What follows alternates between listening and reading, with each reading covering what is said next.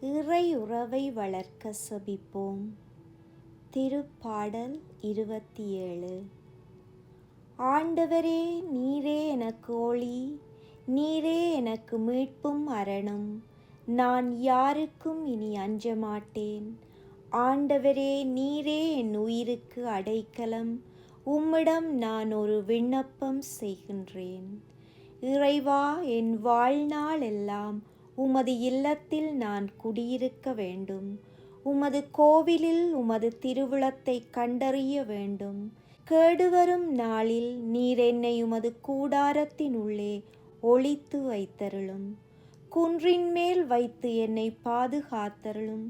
ஆண்டவரே, நான் மன்றாடும் போது என் குரலை கேட்டருளும். என் மீது இரக்கம் கொண்டு எனக்கு பதில் அளித்தருளும். உமது முகத்தை எனக்கு மறைக்காதிரும். நீர் சினம் கொண்டு அடியேனை விலக்கிடாதிரும்.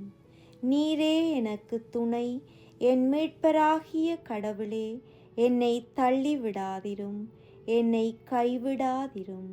ஆமேன்.